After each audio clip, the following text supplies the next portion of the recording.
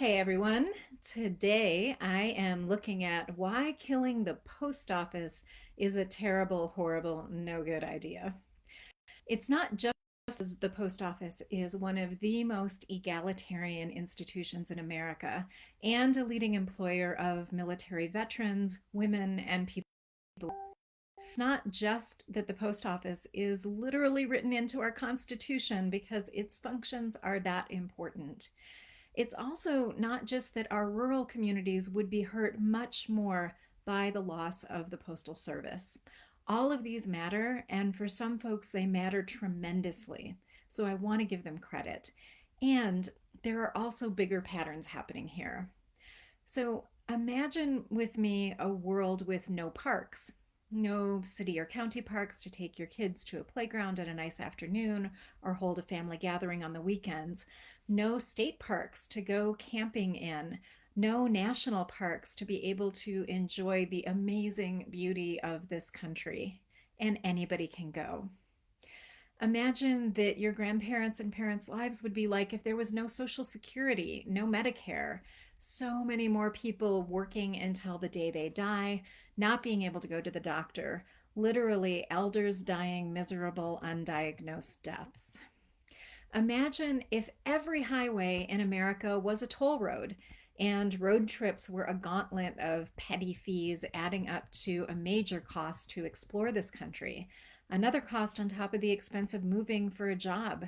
Another cost for the millions of Americans whose daily commutes take them onto our highway systems.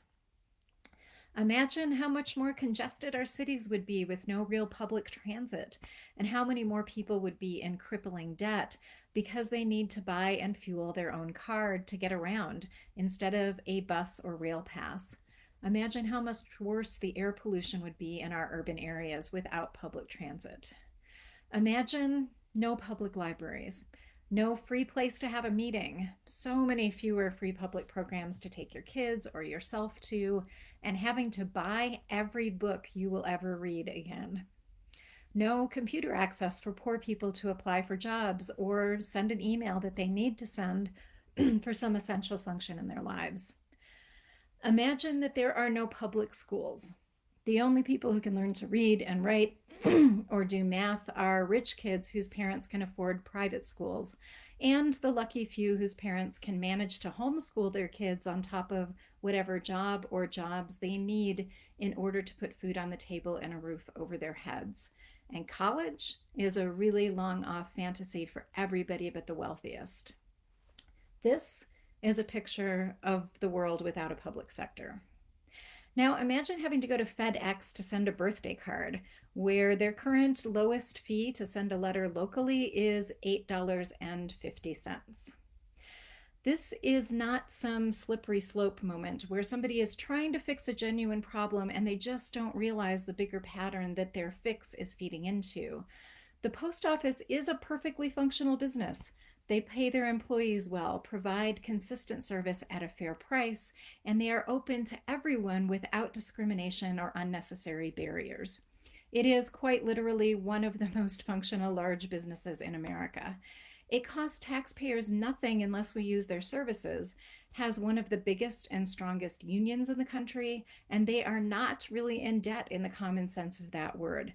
But Congress has required them to have in the bank 75 years of retirement health care funds, a standard well beyond what any other business anywhere in the world has to live up to. And then they diverted those funds to pay off national debts. There is no huge problem with the postal system's business model. It is not a slippery slope.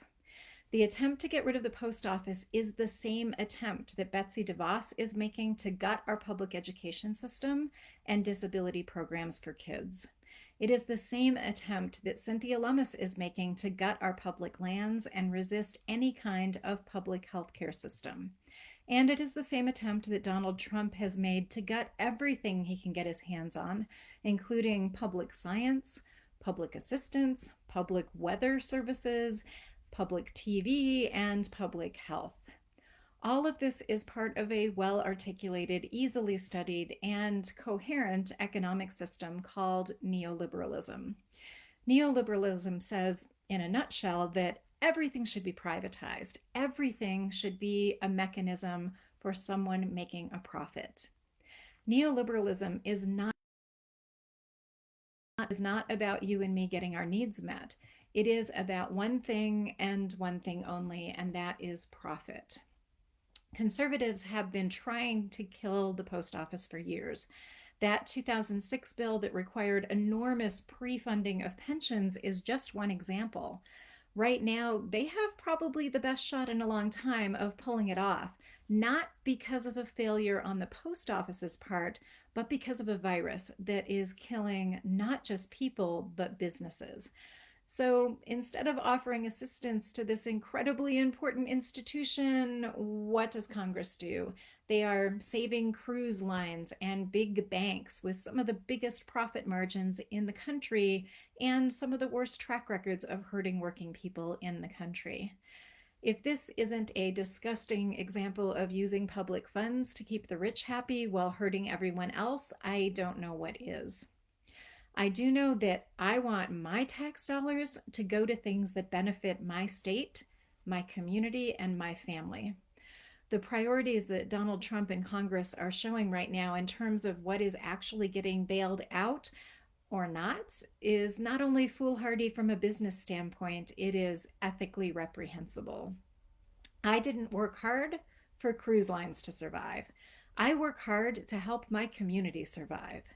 I urge everyone to not just buy a bunch of stamps, but do that, but to complain loudly to all of your elected officials and work for candidates who are not in bed with the wealthy elite, but will keep working for you and for the preservation of a strong public sector.